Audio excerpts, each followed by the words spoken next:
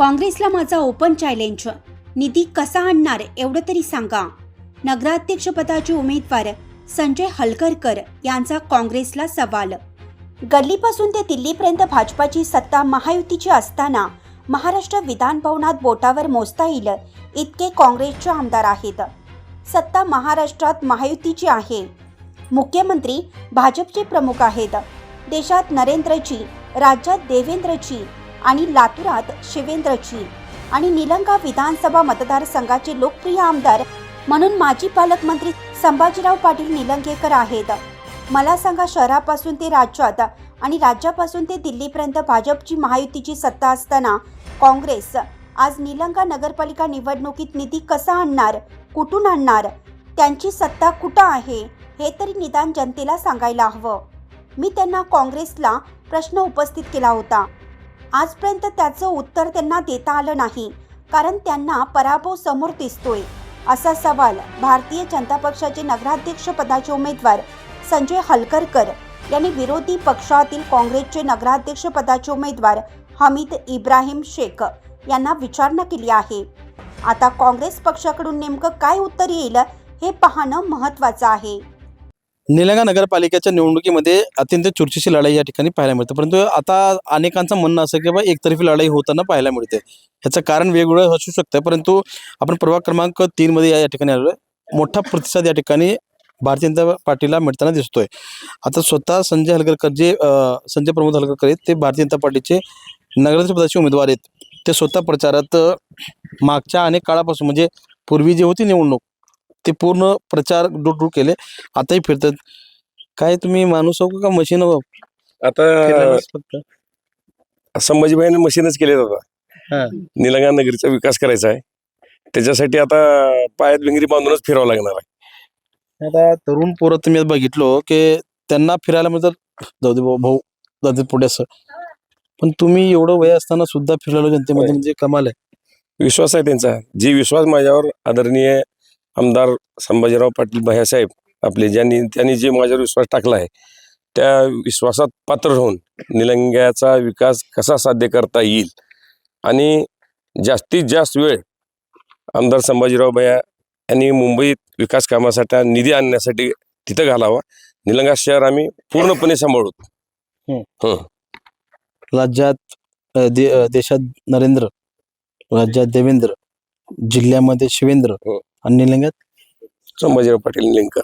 त्याचा कोडवर्ड बी आहे की ते शंभू असं म्हणतात. शंभू भैया म्हणते सर्व.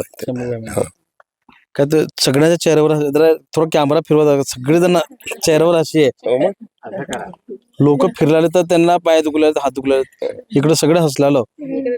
ऊर्जा कुठून आली? लाडक्या बहिणी कशा आहेत सोबत? सर्व लाडक्या बहिणी बरोबर आज मी. इकडे लाडक्या बहिणीचे जास्त आशीर्वाद असल्यामुळे भैयांना आळस येण्याचे हेच नाही. इकडे बी लाडकी बहिणी फिरला कसं वाटलं? छान वाटलं. लोकांचा प्रतिसाद कसं वाटतंय? खूप चांगला आहे, छान आहे. आता तुम्ही जोडी पार धिंगाणा घातला होता पूर्ण प्रभागात. चांगल्या लोकांचा प्रतिसाद तुम्हाला मिळतोय, आशीर्वाद मिळतोय. काय करणार हो या प्रभागामध्ये? जनतेसाठी विकास करायचंय. निलंग्याचा. काय आता संकल्पना घेतो तुम्ही नेमकं लोकांपर्यंत गेल्यानंतर? काय विकास तर करावा लागेल आणि विकास निरंतर आहे. अगोदर पण मी सांगितले 2 तारखेच्या अगोदर बरं का, ही निवडणूक 2 तारखेला जे मतदान होतं ते पुढे निवडणूक आयोगाच्या काही प्रक्रियेमुळे पुढे गेलं. 20 तारखेला आलं. विरोधकांकडं विजन नाही. मी आपल्या माध्यमातून चॅलेंज केलं होतं की विकास कसा करणार आणि त्यांचं विजन काय. त्याने काय अद्याप तुम्हाला पण उत्तर दिले नाहीत, आम्हाला पण उत्तर दिले नाहीत. मला आशा होती की आपल्या मार्फत उत्तर येईल, निधी कुठून आणणार, बरं का. त्याचं काही उत्तर आलंच नाही. कालच्या मुलाखतीत सुद्धा बघितलो मी, त्याचं उत्तर काही सापडणं झाले त्यांना. आणि दिशाहीन विरोधी पक्ष झालेला आहे. त्यांना दिशा राहील नाही कुठली. आणि दिशाहीन झाल्यानंतर शहराचा विकास होऊ शकत नाही.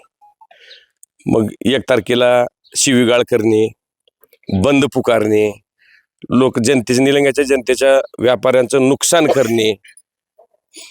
छोटे मोठे व्यापारी आपण पण आहात. किती नुकसान झाले आपल्याला अंदाज येऊ शकते निलंगा शहरातला.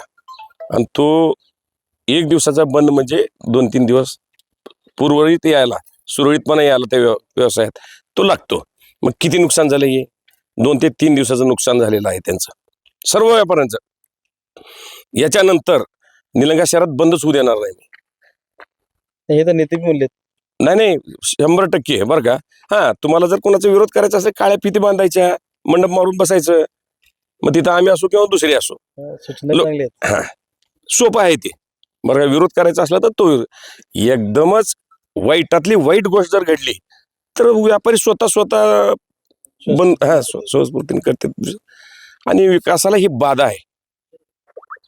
चलन मार्केटमध्ये चलत नाही, लहान लहान व्यापारी असतात, त्या व्यापाऱ्यांना बस का रोज कमवावं लागते. ते काय मोठ्या गाड्यात बसून फिरतात, त्यांना काही आता वरच्या पोटावरलेल्या माणसाला फार अवघड आहे. त्याची काळजी मला घ्यावं लागेल त्या गोष्टीची. आणि विजन नसल्यामुळं दिशाहीन लोक आहेत ती बरं का. विकास भैयासाहेबांना मुंबईत पूर्ण वेळ देता आलं तर निधी भरपूर येईल. 4 वर्ष आहेत आणखी आपल्याकडं. महाराष्ट्र शासनामध्ये भाजपची सत्ता आहे, त्याच्यामुळं निधीचा कमतरता पडणार नाही कुठल्याच गोष्टीला. बाळासाहेब शिंगाडेचे जे कामं आहेत सुरळीत म्हणजे पुढे केलेले, ते कंटिन्युएशन मध्ये घेऊन जायचं आमची जबाबदारी आहे त्याची, आणि ती पूर्ण करणार आम्ही. आता ड्रेनेजचं तर काम चालूच आहे, 1.5 ते 2 महिन्यामध्ये संपल ते जवळपास. त्याच्यानंतर नाल्या आणि रस्ते हे दोन्ही आम्ही हातात घेणार आहे. मूलभूत सुविधामध्ये हे पूर्णच येईल ते. त्याला 6 महिने लागतील जवळपास कमी जास्त. त्याच्यामध्ये ती पूर्णताच होतं आपण. आणि राजकारणातला थर जो आहे भाषण करण्याचा, तो फार खाली विरोधकांकडे जात आहे. मला वाटतंय सतत विवेक बुद्धीने त्यांनी विचार करावा. जे मोठे नेते आहेत त्यांना यांची ट्युशनच घ्यावी. म्हणजे बाहेर कसं बोलावं, कुणाबद्दल बोलावं. आज मोठे निलंगेकर साहेब होऊन गेले, शिवराज पाटील चाकूरकर साहेब होऊन गेले, विलासरावजी देशमुख राहिले. कधीच याने म्हणजे विरोधकांना सुद्धा त्याने सन्मानानंच बोललेलं आहे. आज भैयासाहेब आपले महाराष्ट्राचं नेतृत्व केलेलं व्यक्ती आहेत. त्यांच्याबद्दल अपशब्द बोलू नये असं मला वाटतंय. आणि निलंग्याच्या जनतेत त्याचा रोष आहे, दाखवणार नाहीत त्यांनी, पण ते मतदान रूपी ह्याच्यामध्ये दाखवून देतील. ते काय करायचं ते बंदचा पण दाखवतील. आणि भैयाशब्दाला त्या दिवशी जे बोललेत त्यांनी अपशब्द, ते मी म्हणून प्रत्येक वेळेस, पण त्या अपशब्दाबद्दल ती जनता ऑटोमॅटिक मतदान रूपी मधून दाखवतील सगळे. तर हे झालं तर तुम्ही सकाळी किती वाजता उठला? सगळे 5 वाजता. संध्याकाळी किती वाजता? 12 वाजता. तुम्हाला तर गोळ्या खायच्या असतात मग? काहीच गरज नाही गोळ्या खायची. काय ते एवढं आशीर्वाद असल्यावर गोळ्या कशाला खायचंय? कुणाचा आशीर्वाद असतो? सर्वांचाच आशीर्वाद आहे, निलंग्याच्या पूर्ण जनतेचा आशीर्वाद आहे मला. आता गमतीचा भाग म्हणून तुम्हाला प्रश्न विचार ठरतो. घे. नगराध्यक्ष 23 उमेदवारी तुमचे, किती येतील? 23च्या 23 येतील साहेब, माझ्यासहित 24. विरोधाला काय देणार? हो, त्यांचं डिपॉझिटच राहणार नाही. असलं बोलल्यावर शेवट सीटा येतील त्यांच्या खालच्या थराचं. कोणच बोलत नाहीत. लाडकी बहिणीचा झुंड मग पाठिंबा आहे तुमचा? बिलकुल. नरेंद्र मोदी साहेबांनी सांगितलं 50% सोबत आहेत. 100% सोबत आहेत. नाही इकडे 50%, इकडे 50%, सगळे 100%. मग विरोधाला काय सोडणारच नाही? सोडतच नाही, स्वभावच नाही. आता हे बघा, मी पण हात जोडून विनंती करतो त्यांना, व्यवस्थित बोलावं. सुसंस्कृत आपलं निलंगा तालुका, लातूर जिल्हा आहे. खालच्या पातळीला जाऊ नये. खालच्या पातळी बुद्धी नाही म्हणून समजतात लोक. म्हणजे निलंगा रेस आणि शिरेचा परिणाम. नाही, निलंगा पिल्लू म्हणतो की मी पुन्हा थोड्या वेळानं. ही निलंगा पिल्लू म्हणावंच लागतंय. बघा आता ही मी म्हणणार, तुम्हीच म्हणलो ना? मीच म्हणलं की. काय म्हटलं? ही निलंगा आहे पिल्लू म्हटलो. लातूर पिल्लूची आठवण करून देऊन निलंगा पिल्लू म्हणून झाला. निलंगा राईस खाऊन, शिरा खाऊन, लाडक्या बहिणीचा पाठिंबा घेऊन 24 ह्यांना धरून 23 नगरसेवक आणि नगरसेवक 24 आम्ही आणू. विरोधकांना काही शिल्लक ठेवणार नाही, डिपॉझिट होणार अशा पद्धतीची भूमिका या ठिकाणी संजू गोलकर यांनी मांडलेली आहे. मी असलम दारेकर, एपीएन मराठी न्यूज साठी, निलंगा, लातूर. अशाच नवनवीन ताज्या घडामोडी पाहण्यासाठी आजच आमच्या यूट्यूब चॅनलला लाईक करा, शेअर करा, सबस्क्राईब करा आणि हो, बेल आयकॉन प्रेस करायला विसरू नका.